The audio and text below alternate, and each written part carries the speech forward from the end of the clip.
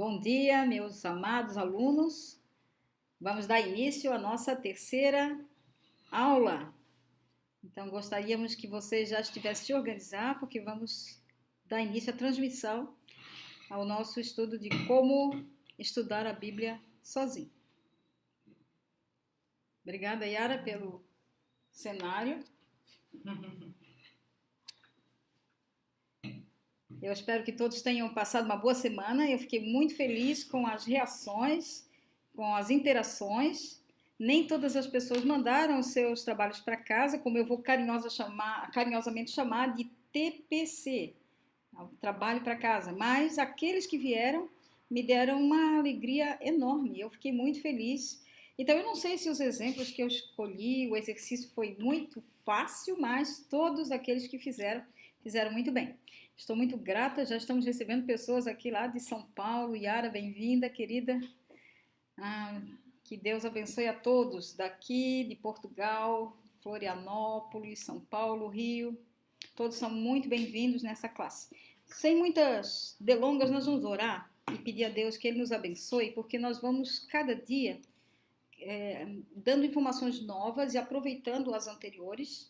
E nós gostaríamos realmente que Deus usasse isso para a glória dele, como acabamos de pregar, que o nome dele pudesse ser espalhado por muitos lugares. As pessoas só vão conhecer mais a Deus se lerem mais a Bíblia. Então, vamos baixar nossa cabeça. Onde você estiver, faça essa oração, pedindo que Deus nos ajude. Pai amado, nós te louvamos pela tua presença gloriosa. Obrigado, Pai, porque o Senhor tem levantado pessoas capazes na tecnologia que possam fazer chegar a tua palavra a lugares distantes. E nós te pedimos em nome de Jesus, agora quando vamos abrir os textos, vamos conversar, que o Senhor possa me usar, que as pessoas também que estão nas suas casas ou que vão acessar depois esse vídeo possam realmente perceber aquilo que a tua palavra está a nos dizer. Nós te louvamos, te agradecemos por tudo que o Senhor tem feito, no nome poderoso de Jesus. Amém. Amém. Muito bem, eu estou muito feliz. Tem muitas pessoas entrando. Daniel, bem-vindo. Esther, Giovanni, muito obrigada. E também a nossa coordenadora, Rosali, muito obrigada. Olha só, nós vamos agora fazer, como tenho feito, uma pequenina revisão, porque o que nós vamos trabalhar hoje, de alguma maneira, vai refletir também nos exercícios seguintes, tá bom? Então, o assunto de hoje vai ser sobre método de estudo de um trecho específico. Eu ponho capítulo, mas nem sempre o capítulo é um trecho. Às vezes, dentro de um capítulo, existem vários trechos. Então, quando você escolhe um capítulo ou uma seção qualquer, uma parte, um trecho específico e vai estudá-lo, nós temos algumas sugestões, algumas dicas de como é que você pode fazer isso. Naturalmente, como eu já disse, nós vamos sempre utilizar o conhecimento prévio, aquilo que aprendemos na aula passada vai servir para o método seguinte. Nós vamos trabalhar com estudo de um trecho. E na próxima semana, nós já vamos começar a trabalhar sobre estudo de uma biografia, a vida de uma pessoa. Bom, então, preparados? Primeira coisa que eu queria deixar claro para você nesse momento é o seguinte. Algumas pessoas dizem que leem a Bíblia, mas existem dois tipos específicos de leitura, tá bom? Eu costumo chamar a leitura preliminar aquela leitura que é mais superficial.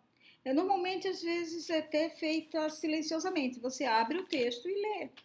Às vezes, nem lê em voz alta. Você pode ler, sim, em voz alta, mas é uma leitura que não está preocupada com anotações, é apenas uma leitura. É para se inteirar do texto. É para que você possa, de alguma maneira, ter o primeiro contato com a passagem bíblica. Para além dessa leitura, existe o que eu chamo de leitura mais aprofundada. Então, essa leitura mais aprofundada é uma que requer um pouco mais de atenção. Quer dizer, é onde você vai aplicar o que eu ensinei na aula passada, que é a observação.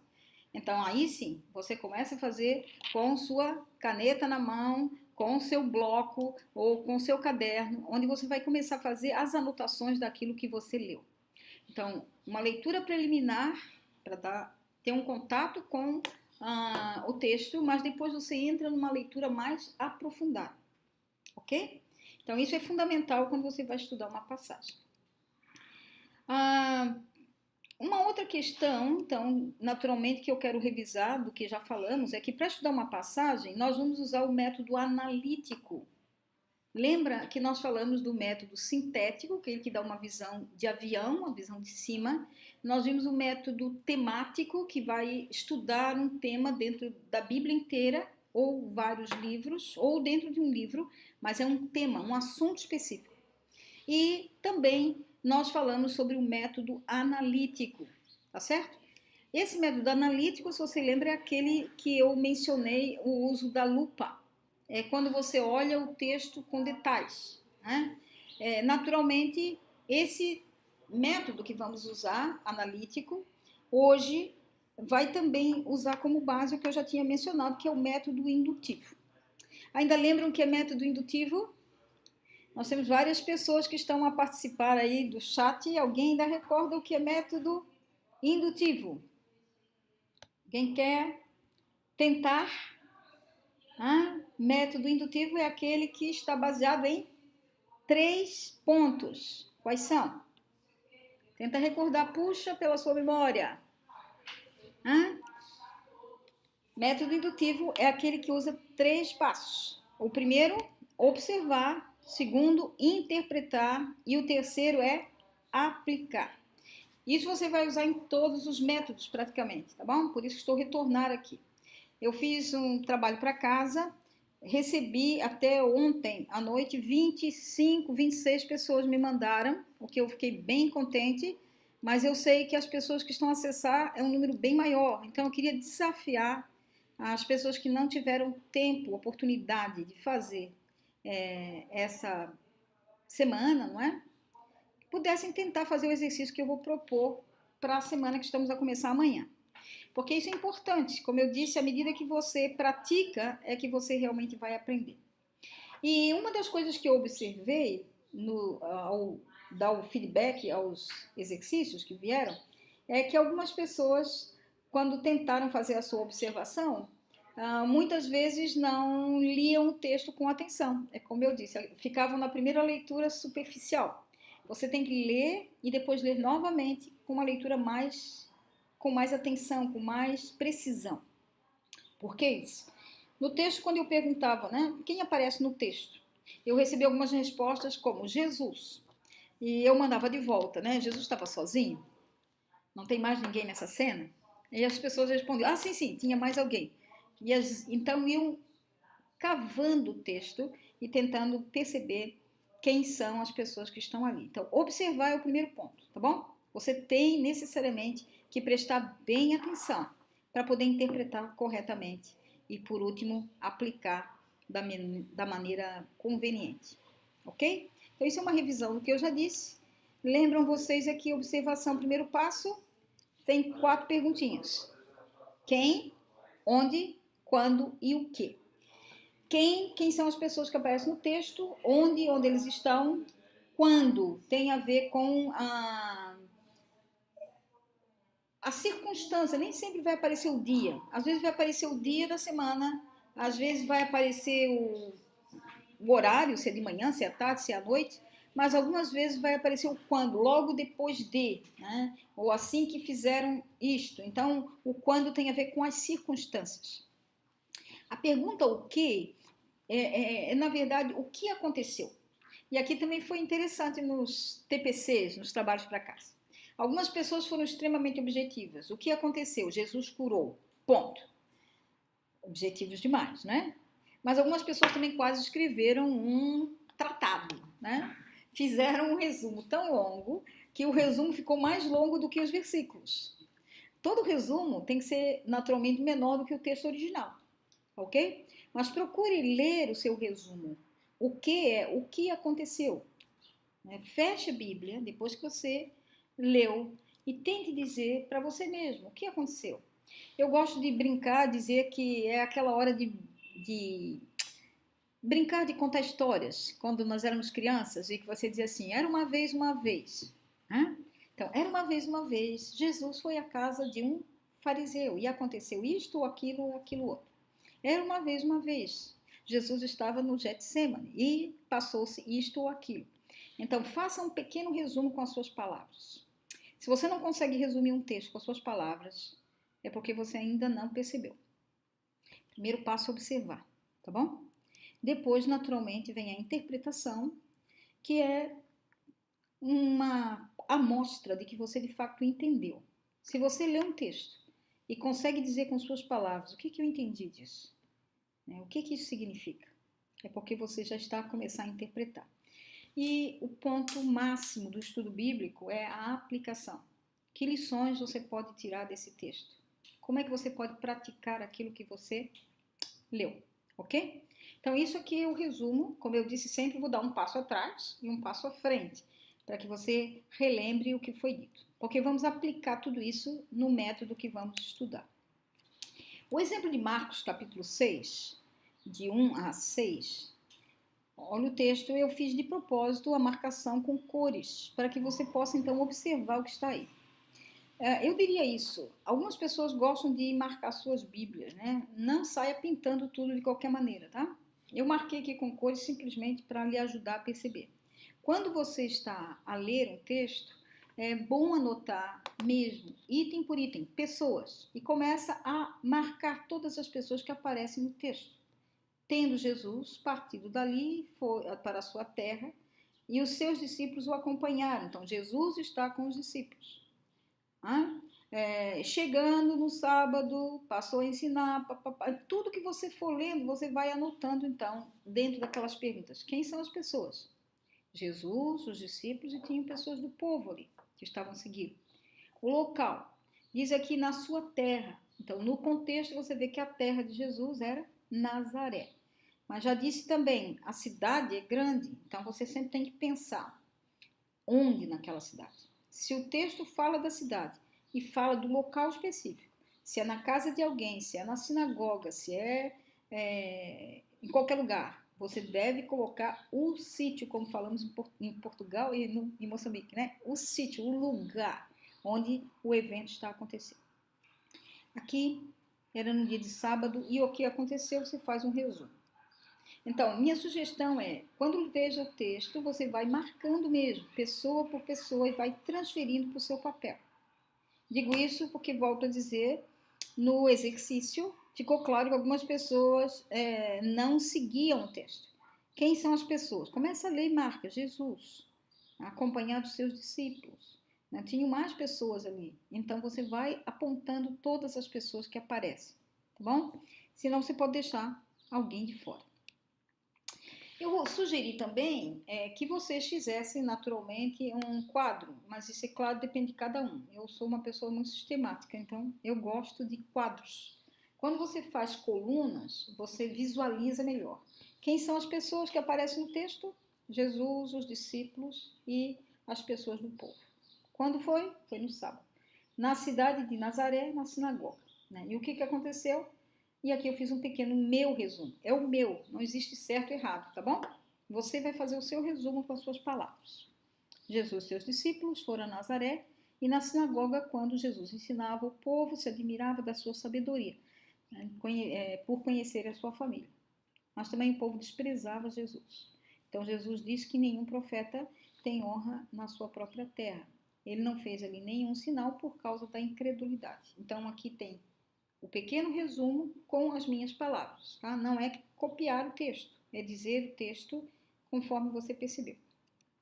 Estamos juntos? Então, o texto de Lucas 14, de 1 a 6, é muito interessante, porque foi o texto que eu passei para vocês como trabalho para casa. Parabéns aos que entregaram. Fiquei bem contente.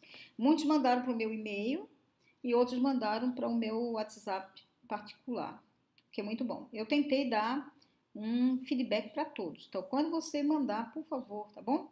Se eu não respondi imediatamente, então confirme se você tem as informações corretas. Você vai para o texto, abre a sua Bíblia, olha o Lucas, e foi isso que nós fizemos. Leia a primeira vez, uma leitura superficial. Leia a segunda vez, que é uma leitura um pouco mais aprofundada. Eu descobri e achei muito interessante que muitas pessoas, então, tiveram a curiosidade de procurar o que significava o homem hidrópico. É uma palavra que não é muito comum. Hidro vem de água, né? Então, quando nós falamos hidrópico, era alguém que tinha problema de muita água no seu corpo, né? Então, alguém que talvez tinha um problema de inchaço. Há outros que dizem que é o da barriga d'água. Nós não sabemos exatamente. Talvez aí os enfermeiros, como a Yara, que está lá em São Paulo, acessando aí o nosso canal, pode explicar melhor. Mas a verdade é ser um homem doente com problemas de inchaço, de muita água no seu corpo. Quando você encontrar uma palavra que você não conhece, é interessante. Por isso, aquela sugestão que eu dei na primeira aula, de que você deveria olhar sempre mais que uma versão. Pode ser que numa versão vai vir hidrópico, pode ser que você tenha uma outra versão com uma linguagem um pouco mais explicada, ok? Então, leia o texto e o primeiro passo é responder as 4 perguntas de observação, não é isso? Então, quem aparece no texto? Algumas pessoas, como eu já disse, disseram, quem aparece no texto? Jesus. Aí eu pergunto, tá bom, Jesus, não tem mais ninguém? Jesus foi aonde? Ele estava na casa de alguém, diz aqui, foi na casa de um dos principais fariseus. Então, eu suponho que o dono da casa deveria estar lá, ou não. Então, essa pessoa não pode faltar, né? Ora, diante dele se achava um homem hidrópico, o homem estava lá. Então, automaticamente, não pode esquecer o homem doente. O hidrópico é alguém que tem que aparecer na sua resposta, quem? Alguém me perguntou, através do WhatsApp, se, como o texto é de Lucas, se Lucas estava lá. E eu queria aproveitar, achei a pergunta muito boa. Lucas não estava lá, porque Lucas, na verdade, ele vai viver muitos anos depois, ele vai ser contemporâneo de Paulo. Então, se você abrir Lucas, capítulo 1, nos versos 1 a 3, você vai ver que Lucas escreveu o evangelho baseado em outros livros que já existiam. Ele fez uma pesquisa exaustiva para apresentar um homem chamado Teófilo, tá bom? Então, Lucas não estava presente, tá ok? Então, vamos lá ao que interessa. Depois é a pequena revisão do TPC, né? Quem? Jesus, o fariseu, dono da casa, o homem doente, que é o hidrópico, e os intérpretes da lei, fariseus. Quer dizer, existiam mais convidados na casa e o texto deixa claro que tinham ali fariseus, tá bom? Por que nós sabemos isso? Sabemos exatamente pela reação deles. Quando aconteceu um sábado e na casa de um fariseu. Eu coloquei meu resumo dizendo: Jesus curou um homem doente, um hidrópico, num sábado quando visitava a casa de um dos principais, ou um principal dos fariseus. Ele aproveitou para questioná-los se não salvariam um filho ou um animal só por ser sábado. Eles não tiveram resposta. Deixando bem claro, nós temos transmitido esse tipo de aula aberto para várias pessoas de vários grupos e não tem aqui nenhuma questão relacionada ao sábado. O que nós estamos aqui a pontuar é um exemplo simplesmente porque é fácil de você ver o quando, era num sábado. Esse era um problema muito comum. Quando Jesus fazia algum tipo de milagre no sábado, havia uma reação por parte dos fariseus. Então, eu queria que você entendesse isso, tá? Eu tenho escolhido alguns textos onde aparece no sábado, não por nenhum motivo específico. A grande questão é você focalizar no ponto principal. Como eu já disse, às vezes as pessoas se apegam aos detalhes e não aquilo que é o mais importante, aquilo que Deus de fato queria comunicar. Qual é o ponto principal de tudo isso? Bom, os fariseus, eles estavam preocupados em cumprir a lei. As regras para eles eram tudo, cumprir a lei, tentar ao máximo cumprir aquilo que estava na lei de Moisés. Naturalmente não conseguiam. Então, guardar o sábado era essencial. E todas as vezes que Jesus fazia algum tipo de cura ou trabalho no sábado, eles criticavam. E é muito interessante que o texto não fala que eles comentaram nada, mas como Jesus conhece as mentes, ele usa o exemplo de quem de vocês não salvaria seu filho ou seu animal simplesmente por ser sábado? Imagina a situação, uma pessoa que vê o seu filho num perigo, caiu num poço, ou um animal que fosse, Ele disse, você vai esperar passar todo o sábado a criança ou o animal lá dentro, simplesmente para cumprir a regra, a lei? O que ele está dizendo com isso?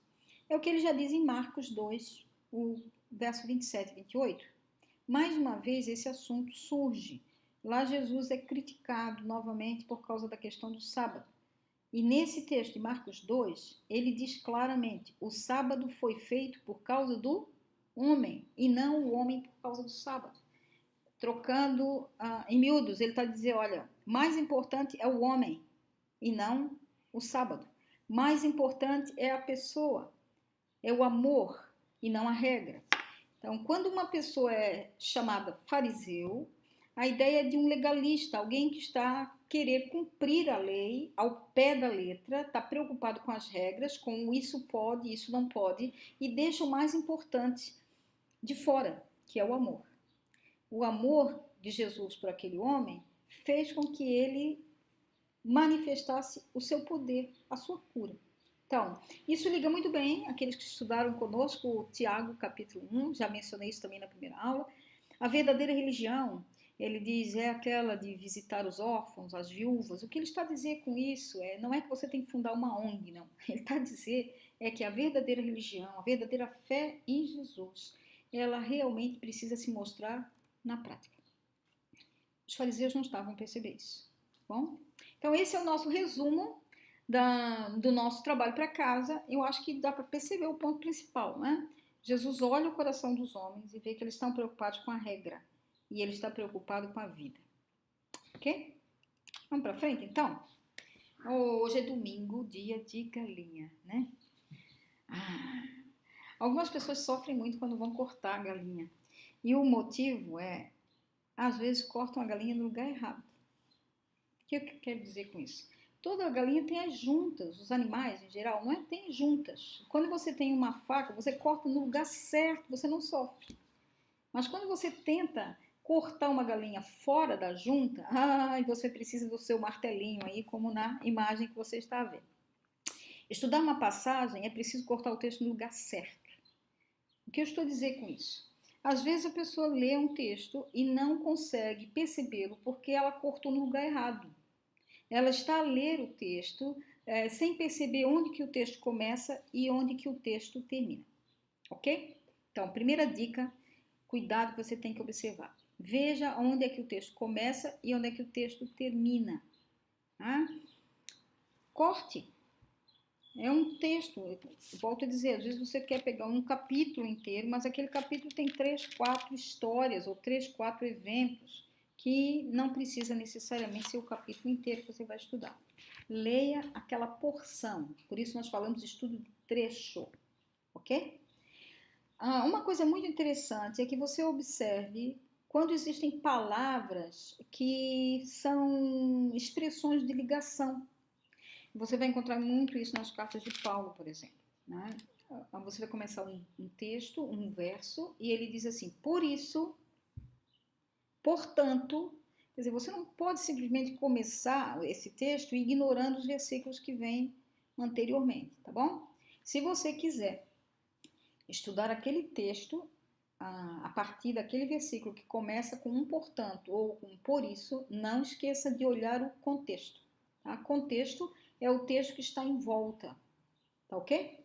Porque isso vai lhe dar uma clareza, porque se ele está dizendo, portanto, ele está a usar um raciocínio daquilo que ele já vinha dizendo anteriormente, ok? Corte a galinha no lugar certo.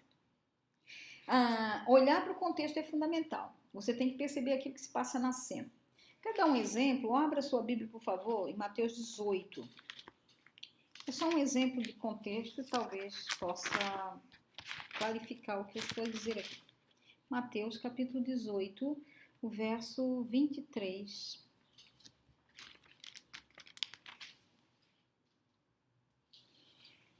Ele vai contar uma parábola, a parábola do credor incompassível, lembra? O reino dos céus é semelhante a um rei que resolveu prestar conta, aquela história que vocês conhecem, que há um credor incompassível. Veja o versículo 23, ele começa assim na versão que eu estou ali. Por isso, o reino de Deus é semelhante a. Por isso.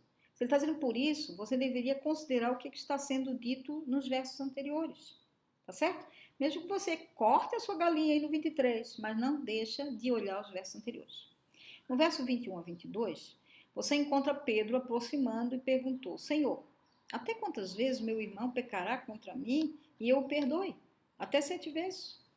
E respondeu Jesus: Não te digo que até 7 vezes, mas até 70 vezes 7. Por isso, então, o assunto que eles estavam a tratar era perdão, ok?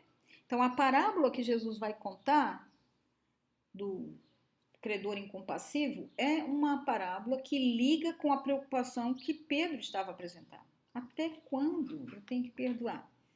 Quantas vezes? Bem, a lei diz isso, né? É suficiente, tem que perdoar mesmo. Então, Jesus conta uma parábola que vai atender uma preocupação, uma dúvida que Pedro está a levantar. Então, veja que o contexto, os versos 21 e 22, é fundamental. Para você poder entender os versos 23 a 35, leia-o com contexto. Ok?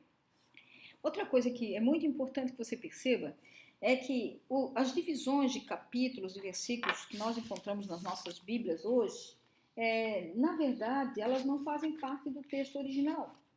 Se você observar, eles foram colocados, os versículos, os capítulos, muito tempo depois, simplesmente como uma maneira de nos facilitar a localização dos textos. Hoje, quando nós temos, né, abra sua Bíblia em Mateus 18, 23 a 35. Você consegue ir nesse texto muito facilmente. Então, é para a localização.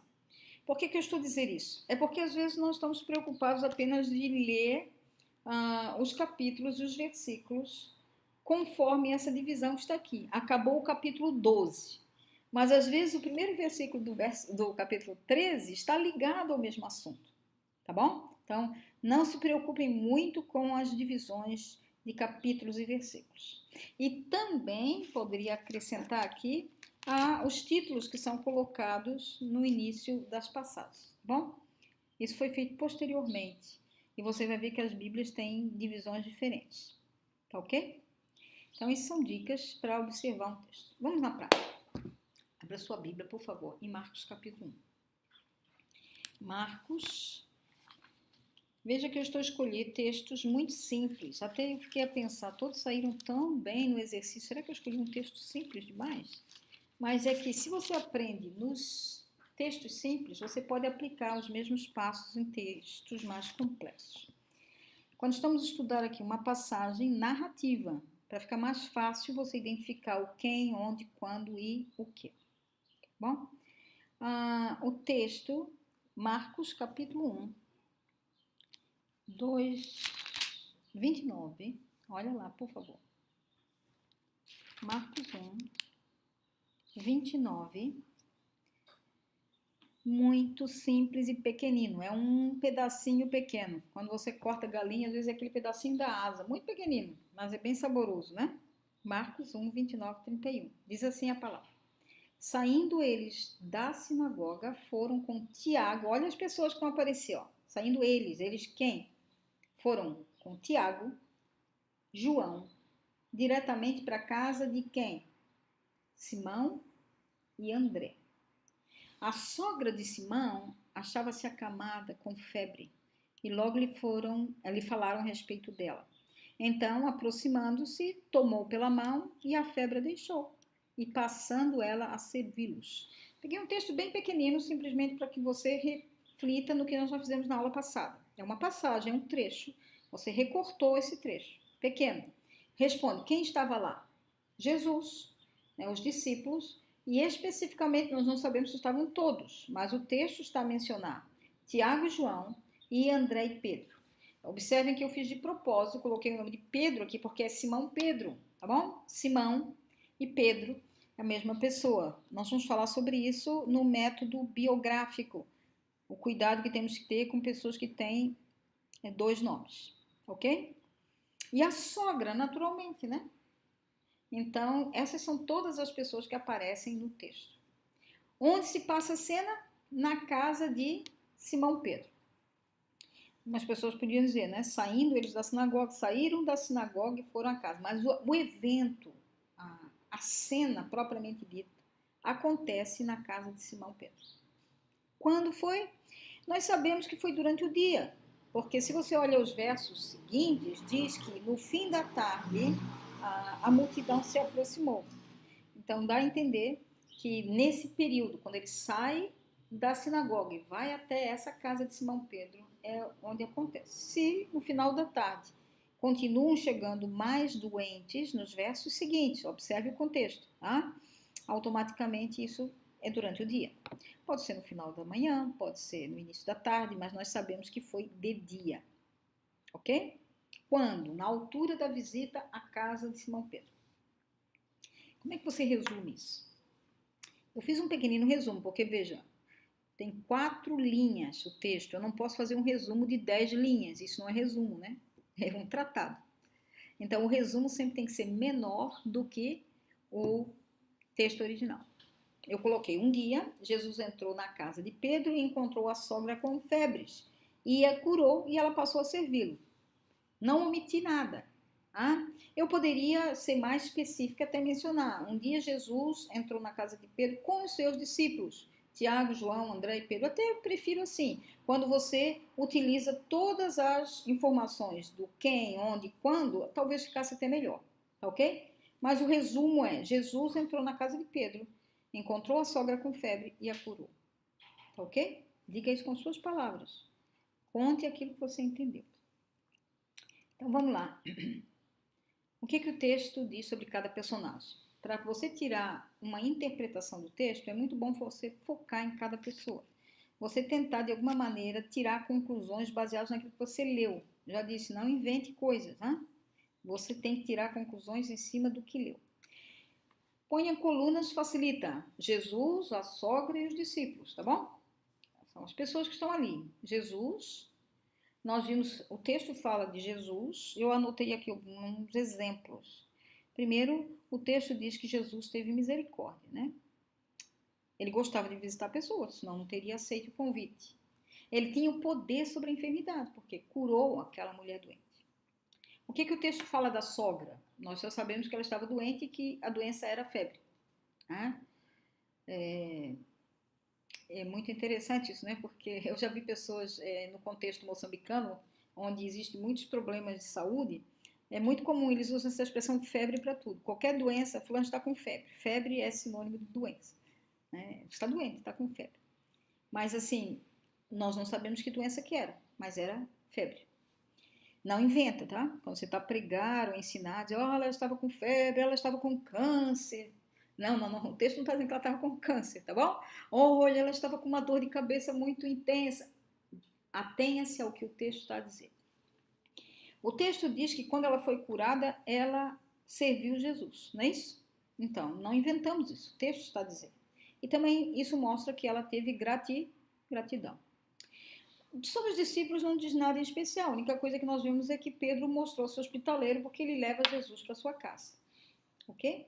Então, bem simples. Você tira as respostas e depois você faz um quadro com as pessoas que aparecem e tira aí as informações. O que aprendemos então do texto para a nossa vida hoje? Eu fiz aqui algumas perguntas como exemplo. Será que eu tenho misericórdia dos doentes à minha volta?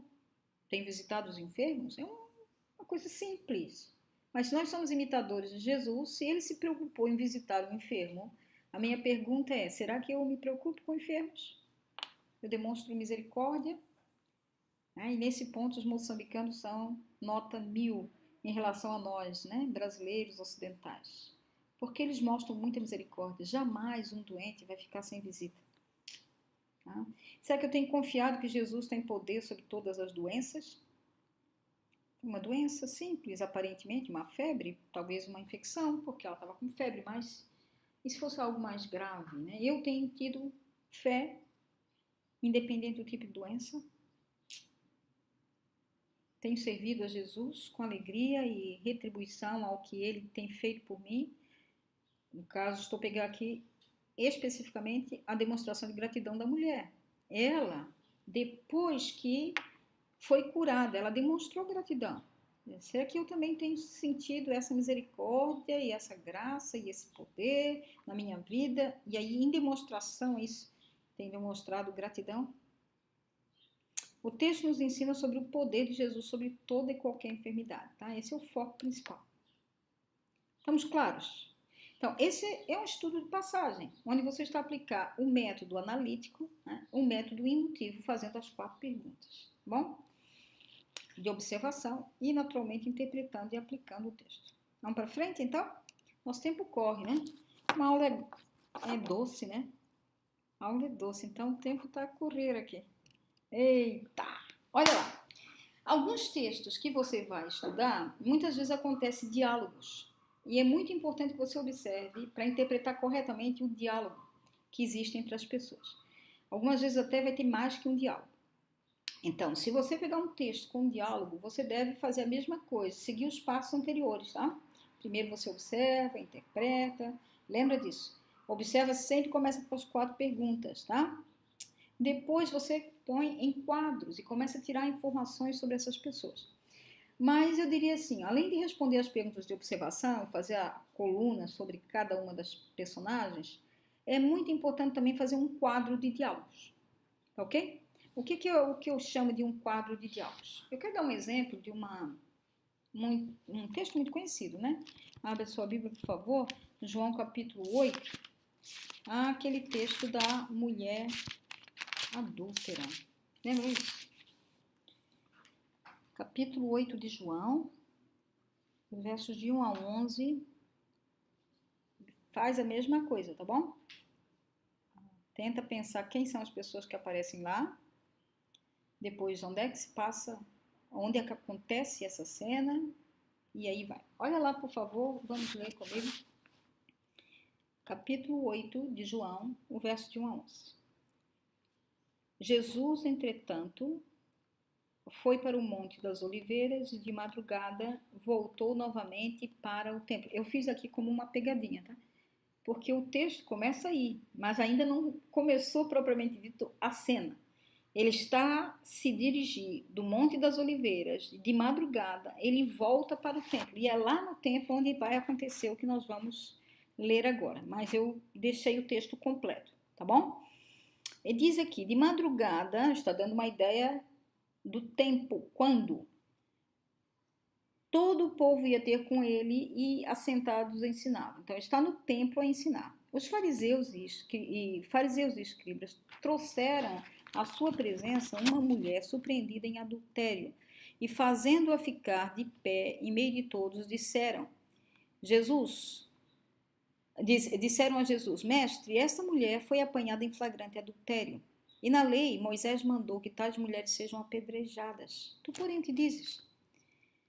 Isto diziam eles, tentando-o, para terem do que lhe acusar. E Jesus, inclinando-se, escrevia na terra com o dedo. Como insistissem na pergunta, Jesus se levantou e lhe disse, aquele que dentre vós estiver sem pecado, seja o primeiro a lhe atirar a pedra. E, tornando-se a inclinar, continuou a escrever no chão. Ouvindo eles essa resposta, e acusados pela sua própria consciência, se retiraram, um a um, começando dos mais velhos até os mais novos. E Jesus ficou sozinho com a mulher no meio onde ela estava. Erguendo-se Jesus e não vendo mais ninguém, além da mulher, perguntou, mulher, onde é que estão aqueles teus acusadores? Ninguém te condenou? Respondeu ela, ninguém, Senhor. Então Jesus disse, nem eu tampouco te condeno, vai e não peques mais. Uau! Texto muito conhecido, mas você observa que eu, nos exemplos anteriores, estava a usar poucos versículos e aqui eu já estou a usar 11 versículos. Então, nós estamos pouco a pouco a aumentar a intensidade e também a profundidade dos textos. Quando você observa quem aparece no texto, o texto fala que Jesus, a mulher, chamada aí só de adúltera, os fariseus e os publicanos, né, diz aqui que estavam lá e reagem, e o povo em geral, porque estava no templo, mais pessoas certamente estavam lá. Onde se passa no templo, e o texto diz aqui que foi de madrugada, verso 2. O que ocorreu? Os fariseus acusaram uma mulher de adultério e Jesus os confrontou. Né? Se eles não tinham nenhum pecado, então que acusassem ela. Porque o que ele está fazendo aqui é uma confrontação. Eles, então, se vocês têm alguma coisa a dizer, o primeiro a lançar pedra tem que ser aquele que não tem nenhum pecado. Então, há um confronto por parte de Jesus. Depois disso, ele aconselha a mulher a não pecar mais. Bom, então, há um primeiro diálogo de Jesus com os líderes, e eles saem, e aí há um segundo diálogo, e por essa razão eu escolhi esse texto, tá bom? Vamos pensar um pouco aqui? Fariseus e Jesus. Quando você já fez aquela primeira parte de responder quem, quando, o que, já fez um quadro onde você começa a tirar informações sobre cada um, tá bom? Sobre a mulher. O texto fala que a mulher era adúltera, tá bom? O texto fala isto dos fariseus, fala que eles sentiram peso na consciência. Você vai e faça todos os passos que nós já aprendemos. O que eu estou a colocar aqui hoje é um ingrediente a mais, tá bom? Onde você vai fazer um quadro de diálogos. O primeiro diálogo, quer dizer, a primeira conversa que você vê no texto, não é de Jesus com a mulher, é dos escribas e fariseus com Jesus. Essa é a minha maneira de estudar a Bíblia, tá? Eu estou a passar a vocês algumas sugestões. Eu gosto de fazer o quadro colocando quem começa a conversa, o que eles disseram e o que a outra pessoa responde. Então, isso ajuda você a perceber quem disse o quê.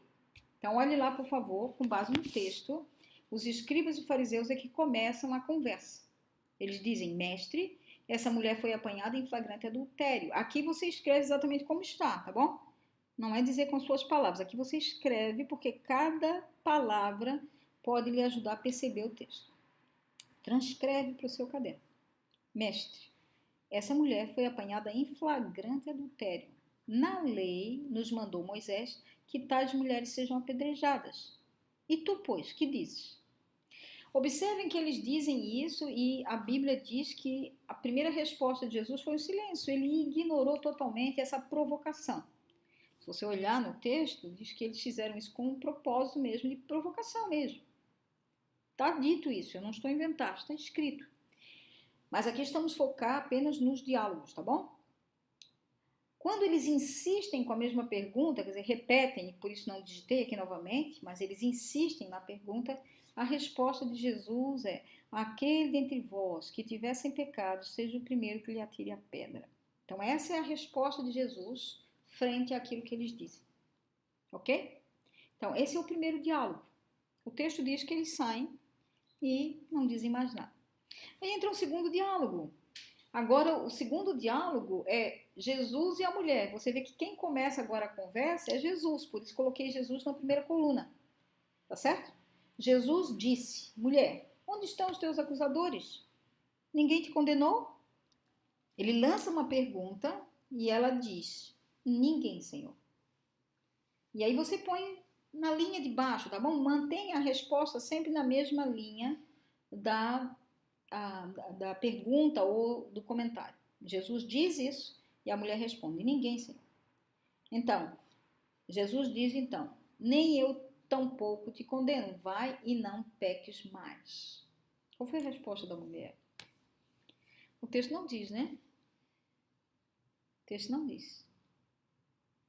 Mas nós sabemos realmente que ela foi confrontada com o seu pecado. Quer dizer, não é que algumas pessoas usam esse texto para dizer: quem não tem pecado, atire a pedra. Como quem diz: todo mundo é pecador, estamos todos no mesmo barco, então cada um continua a fazer o que quer. E não é isso que o texto diz. Jesus encoraja a mulher: vai e não peques mais. Você errou, não é? Mas não continua a fazer o que você vinha fazer. Ok? Então, nossa aula está acabando, né?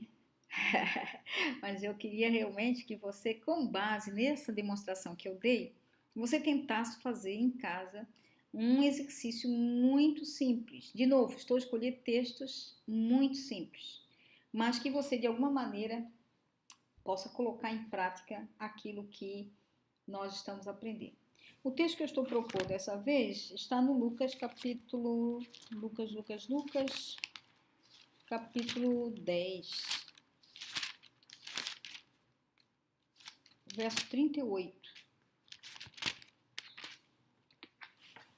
a 41. Texto muito conhecido também, Lucas 10, 38 a 41. quero desafiar você a realmente ler o texto, fazer todos os passos anteriores, não é partir só para isso, tá bom? Aqui eu coloquei algumas perguntas para facilitar você saber o que eu quero que você faça. Responda as 4 perguntas de observação. Quem, quando, onde e o que, tá bom? Depois você faz um quadro, tudo que o texto fala sobre cada pessoa que aparece no texto. E depois você anota os diálogos, quem falou o que para quem, tá ok? Aí tem que chegar no ponto, né? A cereja do bolo. Que lição você pode tirar disso para a sua vida? Se você conseguir fazer isso, você já está no caminho de estudar a Bíblia sozinho. Lucas capítulo 10, o verso 38 até o verso 41 diz assim a palavra. Indo eles de caminho, entrou num povoado. Interessante, hein? Eu não vou dizer aqui que povoado que é, mas depois você pode investigar também. Porque essa família vai aparecer em outros momentos e diz onde eles viviam. Aqui só diz que é um povoado. Indo eles de caminho, entrou Jesus num povoado. E certa mulher chamada Marta o hospedou em casa. Tinha ela uma irmã chamada Maria e esta quedava-se assentada aos pés do Senhor a ouvir os ensinamentos. Marta agitava-se de um lado para o outro, ocupada com os serviços. Então aproximou-se Jesus disse, Senhor, não te importas que minha irmã tenha deixado que eu fique a servir sozinha? Ordena-lhe que venha me ajudar. Respondeu o Senhor, Marta, Marta, andas inquieta e te preocupas com muitas coisas. Entretanto, pouco é necessário, ou mesmo uma só coisa. Maria, pois, escolheu a boa parte, e esta não lhe será tirada. Tem um diálogo aí. Alguém começa a conversa, outra pessoa responde. Para você poder tirar boas lições, você deve prestar atenção naquilo que as pessoas estão a conversar. Bom? Texto simples, mas fica o desafio. Nós tivemos muitas pessoas que mandaram os exercícios e eu queria desafiar você a fazer parte desse grupo na próxima semana, tá bom? Não se acomode, tente fazer. A minha sugestão é que você faça logo no início da semana, porque assim, à medida que você manda, eu posso também lhe dar um feedback se você precisa melhorar, consertar, corrigir, e essa troca vai fazer com que haja aprendizagem. Tá ok? Você pode mandar pelo e-mail, está aí projetado, maurajm@hotmail.com. Você pode mandar para o meu WhatsApp pessoal. As pessoas têm usado o nosso WhatsApp do grupo e está sendo muito bom. Nós estamos a postar ali também os resumos das aulas. Por exemplo, a partir de hoje e amanhã você já vai receber o resumo dessa aula. Se você porventura não recebeu por alguma razão, ou só está inscrito no canal e não tem contato com o grupo, não está matriculado oficialmente, eu gostaria de incentivar você, tá bom? Inclua o seu nome no grupo, ok? Para que você possa ter acesso facilmente às apostilas. Também estava a dizer a algumas pessoas que contactaram comigo essa semana que eu estou a mandar pouco aos poucos. Cada semana eu mando o resumo da semana para que você não tenha uma sobrecarga de leitura. No final de todo o processo, é como diz a Bíblia, né? Os que perseverarem até o fim receberão a coroa da vida. Então, quem perseverar até o fim, todos aqueles que mantiverem o estudo até o final, quando nós tivermos concluir a última aula, eu vou então mandar em PDF a apostila completa num único documento para que você possa imprimir, se você quiser, e guardar como um material de estudo, tá ok? Mas nesse momento estamos a mandar como se fossem documentos individuais. Cada semana você recebe um pedacinho da aula, ok?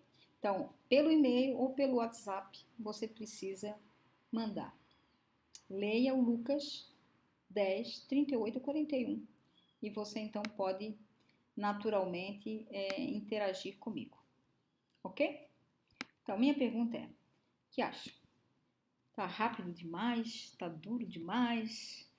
Tá pesado demais? Fácil demais? Eu gostaria que vocês interagissem, pudessem mandar para mim aquilo que é, na verdade, a sua impressão. Como eu disse, tenho ficado contente as pessoas mandarem não só palavras de encorajamento, mas alguma sugestão, coisas para melhorar. eu queria que você percebesse também qual tem sido a nossa metodologia. Você está a observar que eu dou a teoria, eu faço uma demonstração do método e depois você tenta fazer sozinho. E na aula seguinte, eu tenho essa interação onde a gente vai fazer uma correção do que foi feito e aí introduz mais um pouco de conteúdo, ok? Então, tá claro? Alguém está perguntar para mim aqui, aí a gente pode refletir juntos na semana que vem, né? A mulher foi pega em adultério, é verdade, mas alguém adultera sozinho? É uma pergunta, né? Verdade, Cecília, você está refletindo muito bem. É interessante, isso ajuda a pensar, quando você, de alguma forma, está, como é que vou dizer, estudar um texto bíblico, às vezes olhar os versículos que apoiam ajuda muito. Por exemplo, a pergunta que a Cecília lança é muito interessante. A lei de Moisés, você pode fazer uma conexão com o Antigo Testamento. Não dizia que era só a mulher que tinha que ser apedrejada, né? Mas por questões sociais, eles trouxeram a pena da mulher. Se foi pegar em adultério flagrante, né? Por que trouxeram só a mulher e não o homem? Então, isso você pode interpretar, pensar, refletir quando você faz uma ligação com outros textos. Bom? Que bom. A Nelly está dizendo que o ritmo tá bom, quer dizer, não estou rápida demais. Que Deus abençoe, tomara. Se eu estiver correndo demais, vocês, por favor, devem interagir e devem dizer, porque às vezes eu me empolgo e aí não dá, né? Tá ok? Estamos juntos, né? Alguma pergunta? Esse é um bom momento, porque nós já estamos para concluir a nossa aula de hoje, estamos tentar cumprir o tempo. Então, se você tem algo a perguntar, é muito bom. Os textos que você recebe são bem sucintos, né? São bem resumidos mesmo. Mas há um detalhe. Por favor, leia o resumo da aula, porque eu tenho colocado no resumo alguns exemplos a mais, que eu, pela limitação do tempo aqui, eu não posso dar 3, 4 exemplos. Você vai observar, por exemplo, que na apostila que vocês vão receber hoje ainda, eu vou fazer um texto onde é um diálogo entre Deus e Ananias, quando Ananias vai ao encontro de Paulo para curá-lo. Né? Ali é um exemplo que eu não posso mencionar aqui, tá ok? Então, leia. E gostaria de fazer uma pergunta também, porque alguns professores também estão exercitados. Na semana que vem, nós vamos então resumir isto, quer dizer, fazer a correção, e já vamos introduzir o assunto de estudo biográfico. Tá ok? Se você tem uma chave bíblica em casa, eu sugeriria que você trouxesse para sua aula, tá? Chave bíblica ou concordância bíblica. Isso vai ajudar bastante. Também gostaria de, se fosse possível,